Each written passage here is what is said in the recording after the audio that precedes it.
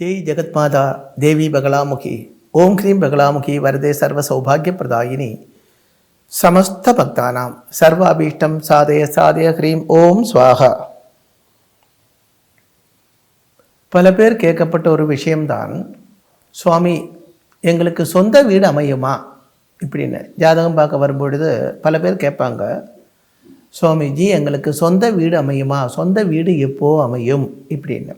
சில பேர் வந்து சொல்லுவாங்க, நாங்கள் ஒரு சொந்த வீடு வாங்கணும், அதில் இருந்து எங்களுக்கு பயங்கர கஷ்ட நஷ்டங்கள் தான் அப்படின்னு. ஒரு ஜாதகத்தில் 4ஆம் இடம்தான் கிரகஸ்தானம்.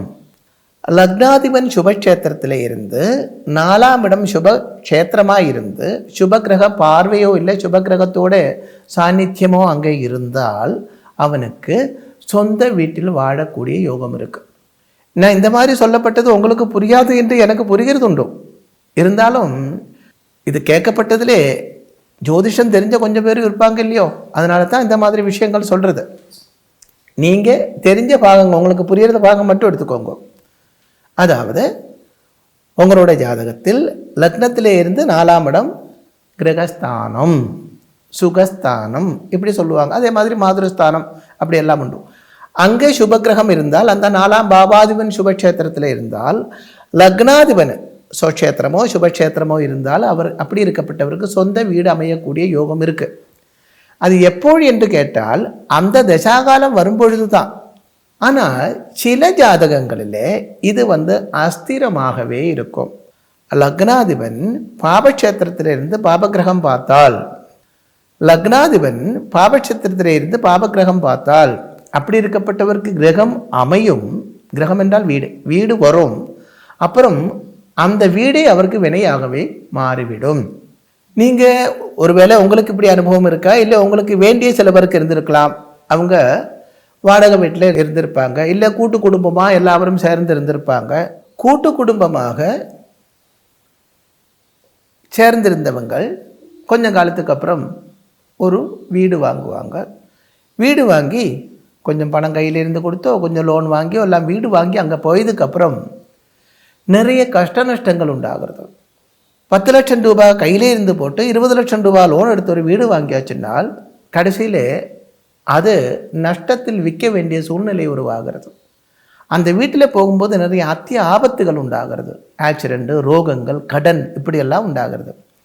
இதற்கு 2 காரணங்கள். ஒன்று, உங்களோட ஜாதகப்படி சொந்த வீட்டில் வாழக்கூடிய யோகம் இல்லாமல் இருக்கலாம். 2வது, அந்த வீடு இருக்கப்பட்ட பூமி நல்லதல்லாக இருக்கலாம். அதே மாதிரி வாஸ்து தோஷமும் அங்கே இருக்கும். இங்கே வாஸ்து தோஷம் என்று சொல்லும் பொழுது இப்போ பல பேர் சொல்லிக்கிட்டு வர்ற மாதிரி பயப்படக்கூடிய ஒன்று அல்ல வாஸ்து தோஷம். அதாவது ஒரு வீடு வைக்கும்போது நம்ம இந்த பஞ்சாங்கத்தில் எல்லாம் நான் ஏற்கனவே சொல்லியிருக்கேன் இந்த விஷயம். மனையடி சாஸ்திரம் அப்படின்னு ஒன்று கொடுத்துருப்பாங்க, டெய்லி கலண்டர் இல்லையா, அதை எடுத்து திருப்பி பாருங்க, பின்னாடி கொடுத்துருக்கோம் மனையடி சாஸ்திரம். ஒரு வீடு வைக்கும் பொழுது அதோட ஒவ்வொரு ரூமோட உள்ளளவு சின்னதாக இருந்தாலும் பெருசாக இருந்தாலும் எந்தெந்த அளவில் வச்சிருந்தால் அங்கே பீஸ் ஆஃப் மைண்ட் உண்டாகும், நிம்மதி உண்டாகும், ஐஸ்வர்யம் உண்டாகும். நமக்கு வேண்டியது இது தான். அது அந்த மனையடி சாஸ்திரப்படி வீடு வச்சாச்சுன்னா நமக்கு கிடைக்கும்.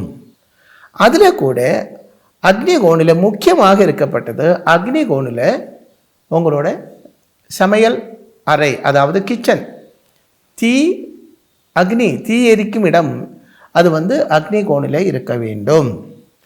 மாஸ்டர் பெட்ரூம் அதாவது பிரதான கிடப்பறை, அது கன்னி மூலையிலே, அதுக்கு சவுத்து வெஸ்ட் அப்படி சொல்லுவாங்க, அங்கே இருக்க வேண்டும். வாயு கோன் என்று வரும்போது நார்த்து வெஸ்ட் வருது, அங்கே அதாவது வடமேற்கு, அங்கே கெஸ்ட் ரூமாக வைக்க வேண்டும். ஈசானத்தில் தேவஸ்தானமாக பூஜா முறியாக இருந்தால் ரொம்ப விசேஷம். வேறு இருக்கப்பட்ட இடங்கள் படின முறி, குழந்தைகள் படிக்கிற இடம், அதே மாதிரி ஹாலு, இதெல்லாம் நம்ம சௌகரியம். இது தான் பிரதானமாக இருக்கப்பட்டது. இல்லாமல் இது அப்படி இருக்க வேண்டும், இப்படி இருக்க வேண்டும், இப்படி, அதெல்லாம் சும்மா, அதில் ஒன்றும் அர்த்தமே இல்லை. அப்படி 1000 பேர் இப்படி எல்லாம் பண்ணியதுக்கு அப்புறம் சொல்கிறாங்க, சுவாமி நாங்கள் 100% வாஸ்துப்படித்தான் வீடு வச்சோம், ஆனால் நாங்கள் பரம கஷ்டத்தில் இருக்குது, இப்போ அந்த வீடு விற்க வேண்டிய சூழ்நிலை இருக்குது, கடன் தொல்லை தாங்க முடியலை, இப்படியெல்லாம் வந்து சொல்லுவாங்க. நான் கேட்குறேன், 1000 தான் உங்களை வீடு வாஸ்துப்படி இருந்திருந்தாலும், நியூமராலஜி படி உங்கள் பேர் மாற்றியிருந்தாலும், ஜெமாலஜி ரத்னசாஸ்திரப்படி நீங்கள் மோதிரங்கள் போட்டிருந்தாலும் உங்கள் ஜாதகம் மாறுமா? ஜாதகத்தில் இருக்கப்பட்ட கட்டங்கள் மாற்ற இந்த சாஸ்திரத்துக்கு ஏதாவது பவர் இருக்கா? அதுவும் இப்போ உங்களுக்கு சனிதசா காலம், சனிதசாகாரம் நிறைய ப்ராப்ளம் இருக்குது அப்படின்னு வச்சுக்கோங்க. அப்படி இருக்கும் பொழுது இந்த மாதிரி பேர் மாற்றி இருந்தாலோ இல்லை 100% மற்றவங்க சொல்கிற மாதிரி உள்ள வாஸ்து சாஸ்திரம் பார்த்துருந்தாலோ ரத்னங்கள் போட்டிருந்தாலோ உங்களுடைய அந்த டெஸ்டினி மாற போகிறதில்லை. அதனால முக்கியமாக ஒரு வீடு வைக்கிறதா இருந்தால், ஒரு வீடு வாங்கிறதா இருந்தால், வாஸ்து சாஸ்திரம் என்று ஒன்று இருக்கத்தான் செய்கிறது, அது பார்க்க வேண்டும். ஆனால் ஏற்கனவே சொன்னபடி அவசியமில்லாத விஷயங்கள், அதே மாதிரி ஒரு வீடு வாங்கியாச்சு, இது இடிச்சு அங்கே கட்டுங்க, இது இடிச்சு இங்கே கட்டுங்க, அதை முதல்ல அங்கே வையுங்க, இங்கே வையுங்க, வாசல் இங்கே வைங்க, அதெல்லாம் ஒன்றும் தேவையே இல்லை, அதில் ஒன்றும் அர்த்தமே இல்லை. நல்ல ஒரு பழைய காலத்தில் பாருங்கோ, புராதன காலங்களில் நம்ம முன்னோரெல்லாம் இருந்த காலத்தில் வாஸ்து அந்த காலத்தில் இருக்கத்தான் செய்கிறது இல்லையா? இந்த அளவுக்கு இப்போ சொல்ல மாதிரி இப்படி பெரிய சாஸ்திரங்கள் ஒன்றுமே கிடையாது. ஆனால் அன்னைக்கு வச்ச எத்தனையோ வீடுகள் இன்னைக்கும் ராஜ பிரௌடியோடு கூட இருக்காங்க பாருங்கோ. அதே மாதிரி மகா கஷேத்திரங்கள் கம்பீரமாக இருக்காங்க பாருங்கோ. அப்போ வாஸ்து என்று ஒன்று இல்லைன்னு சொல்லலை, இருக்கு. ஆனால் மற்றவங்க சொல்லி உங்களை பயப்படுத்துகிற மாதிரி ஒன்றும் கிடையாது. முக்கியமாகவே நீங்கள் வீடு வாங்கும் பொழுது, உங்கள் வீடு வாங்க போகிறது என்றால், இல்லை வீடு கெட்ட போகிறது என்றால், அதுக்கு முன்னாடி நீங்கள் நல்ல ஒரு ஜோதி சாஸ்திரம் தெரிஞ்ச ஒரு ஆள்கிட்ட உங்களோட ஜாதகத்தை எடுத்து கொண்டு போய் கன்சல்டேஷன் பண்ணணும். அப்படி கன்சல்ட் பண்ணியதுக்கு அப்புறம் தான் நீங்கள் அதுக்கு இறங்க வேண்டும். அப்போ வீடு வைக்கும் பொழுதும், இல்லை வீடு வாங்கும் பொழுதும், வாகனம் வாங்கும் பொழுதும் எல்லாம் முக்கியமாகவே நீங்கள் அப்படி ஒரு எண்ணம் மனசில் வரும் பொழுதே உங்களோட ஜாதகத்தை எடுத்துட்டு நல்ல சாஸ்திரம் தெரிஞ்ச ஒரு ஆச்சாரியன்கிட்ட போயிட்டு உங்கள் ஜாதகத்தை கொடுத்துட்டு, இப்போ வீடு வாங்கலாமா, அந்த யோகம் எனக்கு இருக்கா?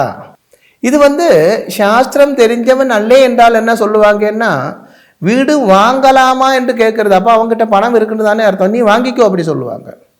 அப்படி அல்லே, சாஸ்திரம் தெரிஞ்சவன் ஆயிருந்தால் வாங்கக்கூடாது, வாங்கினால் உனக்கு இன்ன மாதிரி உள்ள ஆபத்து உண்டாகும், அப்படி ஆணித்தரமாக அடித்து சொல்லுவாங்க. அப்படி அடித்து சொல்லக்கூடிய அறிவு உள்ள ஒரு ஆளைத்தான் நீங்கள் போய் பார்க்க வேண்டும். அதுக்கப்புறம் வீடு வையுங்க, வீடு வாங்குங்கோ, அதே மாதிரி வாகனம் வாங்குங்கோ. இல்லை என்றால் அது உங்களுக்கு கஷ்ட நஷ்டங்கள் தரும். ஜாதகத்தில் அந்த வீடு வாகனம் அந்த மாதிரி யோகம் இருந்தால் எப்படிப்பட்ட ஃபேஸிங், வீட்டுக்கு ஃபேஸிங் எங்கே இருக்க வேண்டும், எங்கே இருந்தால் நல்லது, அது கேட்கலாம். அது ஜாதகம் பார்த்தால் தெரியும். எந்த ஃபேஸிங்கில் வீடு இருந்தால், அதாவது நம்மளோட வீடோட ஃபேஸ் முன்மசம் எந்த இடத்துல இருந்திருந்தால், எந்த திக்கில் இருந்திருந்தால் நமக்கு அதிகமாகவே ஐஸ்வர்யம் உண்டாகும். வாகனம் வாங்குறதா இருந்தால் எந்த கலரில் வாங்கினால் நல்லா இருக்கும், இப்படியெல்லாம் ஜோதிஷம் பார்த்தா உங்களுக்கு தெரியும். ஆனால் அதை விட எல்லாம் ரொம்ப முக்கியமானது இது வாங்கலாமா வேண்டாமா என்கிறது தான். நமது பணத்தை கொடுத்துட்டு நம்ம வினையே விலக்கி வாங்கக்கூடாது. நீங்கள் ஒரு வாடகை வீட்டில் வருஷ காலங்களாக இருக்குது என்றால் அதில் உங்களுக்கு மானக்கேடு ஒன்றும் இல்லை. இதுவே சொந்தமாக ஒரு வீடு வாங்கி 2-3 வருஷத்துக்கு அப்புறம் அதை விற்கக்கூடிய சூழ்நிலை வந்தாச்சுனால் மானக்கேடு தானே இல்லையா? ஆமாம், பெருசாக வீடெல்லாம் வாங்கிட்டாங்க பாருங்கோ, பெருசாக காரெல்லாம் வாங்கிட்டாங்க பாருங்கோ, இப்போ ஒன்றுமே இல்லை அப்படி சொல்லுவாங்க. அந்த மாதிரி ஒரு மற்றவங்க நம்மளை பார்த்து கேலி பண்ணுற மாதிரி, நம்மளை பார்த்து சிரிக்கிற மாதிரி ஒரு சூழ்நிலை நமக்கு உண்டாகக்கூடாது. அப்படி உண்டாகாமல் இருக்க வேண்டுமானால் இதற்கெல்லாம் உள்ள ஒரே ஒரு வழிதான் இருக்கிறது, நல்ல ஒரு ஆச்சாரியனை பார்த்து உங்கள் ஜாதகம் காட்டுறது தான். வேற எந்த வழியும் கிடையாது இதில். இப்போது நீங்கள் 100% இப்போ உள்ள ஆச்சாரியன்மார் சொல்கிற மாதிரி சாஸ்திரப்படி ஒரு வீடு வச்சுருந்தால் கூட, எப்படி இந்த வாஸ்துப்படி உங்கள் ஜாதகத்தில் அந்த யோகம் இல்லைன்னா கண்டிப்பாக அந்த வீடு இருக்காது, அது போய்விடும். சிம்பிளாக ஆரம்பித்து ரொம்ப பெரிய லெவலுக்கு வந்த ஆளுகளும் இருக்குது. அது கண்டிப்பாகவே அவனோட ஜாதகத்தில் அந்த யோகம் இருக்கிறதுனால தான் அவன் அப்படி வந்திருக்கிறது. இல்லாமல் வாஸ்துப்படி ஒரு வீடு வச்சாச்சுன்னா அதெல்லாம் ஒன்றும் நடக்காது. ஒரு பெரிய வாஸ்து சாஸ்திரஜனை கூப்பிட்டு அவர் சொன்னபடி வாஸ்துப்படி எல்லாம் ஒரு வீடு வச்சுட்டு நீங்கள் வீட்டில் உட்காந்து பாருங்க, ஏதாவது நடக்குமா? ஒன்றும் நடக்காது. ஜாதகத்தில் என்ன இருக்கிறது? ஜாதகம் என்றது நமது டெஸ்டினி, தலையில் எழுத்து, அது ஈஸ்வரன் எழுதப்பட்டது தான். ஆனால் அதில் சில தோஷங்களுக்கு பரிகாரம் இருக்கு. எல்லா தோஷங்களுக்கும் பரிகாரம் கிடையாது. அதே நல்லா புரிஞ்சுக்கோங்க. இப்போ ஒரு ஹாஸ்பிட்டல், அந்த ஹாஸ்பிட்டலில் வியாதிக்கு எல்லா வியாதிக்கும் அங்கே மருந்து உண்டு இல்லையா? ஆனால் அங்கே அட்மிட் பண்ணி ட்ரீட்மெண்ட் பண்ணப்பட்டதில் எல்லாரும் பிழைக்கிறது இல்லை இல்லையோ? 100 பேர் பிழைக்கும் போது, உயிரோடு வரும்போது 10 பேர் இறந்து போகிறாங்க இல்லையோ? அது ஏனென்றால் அவனோட வாழ்க்கை அங்கே முடியுது. அதுலேருந்து தப்பிச்சு வரக்கூடிய யோகம் அவனுக்கு இல்லை ஜாதகப்படி. அதுபோல் ஜாதகம் பார்க்கும் பொழுது எந்த தோஷமாயிருந்தாலும் அந்த தோஷத்துக்கு குரு பார்வை இருந்தால் அதுக்கு பரிகாரம் இருக்கு என்றுதான் அர்த்தம். ரோகங்களுக்கு மருந்து சாப்பிடும்போது ரோகங்கள் மாறுற மாதிரி இந்த தோஷத்திலிருந்து நமக்கு வெளியில் வந்துடலாம். சிலதுக்கு குரு பார்வை இல்லை என்றால் அதுக்கு எந்த பரிகாரம் பண்ணி எந்த பிரயோஜனமும் கிடையாது. அப்படி இருக்கப்பட்டதுக்கு பரிகாரமே தேவையில்லை, பண்ண வேண்டிய அவசியம் இல்லை. அதாவது ஆப்ரேஷன் பண்ணியும் பேஷண்ட் இறந்து போகிறதா இருந்தால் ஆப்ரேஷன் பண்ணாமலே இருக்கலாம் இல்லையோ? அதே மாதிரி தான். அதனால் வீடு வாகனம் இது ரெண்டும் நமக்கு உயிருக்கு ஆபத்துண்டாக்கப்பட்டதும் சகல அபிவிருத்தியும் தரப்பட்டதும் எல்லாம் தான் இல்லையா? ஒரு வாகனம் இருந்தால் அவங்களுக்கு எவ்வளவோ யூஸ்ஃபுல்லு. அதே நமக்கு நம்மளை அழிக்கக்கூடிய பவரும் அதுக்கு இருக்கிறது. அதே மாதிரி ஒரு வீடு நமக்கு சொசைட்டியில் நல்ல பேரு பெருமை எல்லாம் தரப்பட்டது தான். நமக்கு நிம்மதி சந்தோஷம் 1000 தான் வாடகை வீட்டில் இருந்திருந்தாலும் சொந்த வீட்டில் இருக்கப்பட்ட நிம்மதி சந்தோஷம் நமக்கு கிடைக்காது. அப்போ அந்த சொந்த வீடு வருமா வந்தால் அது பர்மனண்டாக நமக்கு இருக்கணும். அது மட்டுமல்ல, அங்கே நமக்கு நிம்மதி இருக்கணும், சந்தோஷம் இருக்கணும், தனபாகிய சித்தியும் சமர்த்தியும் இருக்கணும். இதற்கு என்ன செய்ய வேண்டும்? என்ன செய்தால் நமக்கு இதெல்லாம் கிடைக்கும்? நமக்கு வரப்பட்ட இந்த பாக்கியங்கள் நஷ்டமாகாமல் இருக்கும். இப்படியெல்லாம் உங்களுக்கு சொல்லித்தந்து உங்களை வழி நடத்தக்கூடிய ஒரு ஆச்சாரியன் உங்களுக்கு இருக்க வேண்டும். அப்படி ஒரு ஆள் உங்களுக்கு இருக்கா பாருங்க. அவர் இருந்து, அவர் உத்தமனாக இருந்து அவர் சொல்லப்பட்டது நீங்கள் ஃபாலோ பண்ணுங்க. அப்படி இல்லை என்றால் தாராளமாக சூரியமங்கலத்துக்கு வாங்குவோம். நிறைய ஜனங்கள் பூமியிலே பல ராஜ்யங்களில் இருந்து ஆளுகள் இங்கே வர்றாங்க. வந்து தங்களோட ஜாதகம் பார்த்து சாஸ்திரியமாகத்தான் இங்கே நடக்கிறது, சும்மா ஒரு ட்ராமா கிடையாதுங்க. அது இங்கே வந்து நேரே பார்த்தால் உங்களுக்கு தெரியும். ஏனென்றால் உங்களுக்கும் அறிவு இருக்கிறது இல்லையோ? அந்த அறிவை கொஞ்சம் தீட்டியாச்சுன்னால் ஒரு முறை இங்கே வந்து இந்த யாகங்கள் பூஜைகள் எல்லாம் பார்க்கும் பொழுது, ஒரு அஸ்ட்ராலஜிக்கல் கன்சல்டேஷன் வைக்கும் பொழுது உங்களுக்கு அது புரியும். அம்பாள் அனுகிரகத்தினாலே உங்களுக்கு எல்லா சுபிட்சமும் உண்டாகட்டும். சொந்தம், வாகனம், வீடு இவையெல்லாம் உண்டாகட்டும். அது பர்மனண்டாக உங்களுக்கு நிம்மதியும் சந்தோஷமும் தந்து உங்கள் கூடயே இருக்கட்டும். ஜெய் ஜெகத் மாதா தேவி பகலாமுகி சமஸ்த பக்தானாம் சர்வ அபீஷ்டம் சாதய சாதய ஹ்ரீமோம் ஸ்வாகா. ஸ்ரீ சூரியமங்கலம் அத்வைத வேத வித்யாபீடத்தில் தாந்திரீக பூஜைகளில் சிறந்து விளங்கும் பல ஆச்சாரியர்களால் அமாவாசை மற்றும் பௌர்ணமி நாளன்று சிறப்பு யாகங்கள் நடைபெறுகின்றன. இந்த யாகங்களில் கலந்து கொள்வதன் மூலம் அன்னை ஸ்ரீ பகலாமுகி தேவியின் அருளால் நம் சர்வதோஷங்களும் நீங்கி சகல சௌபாகியங்களும் நம்மை பரிபூரணமாக வந்தடையும்.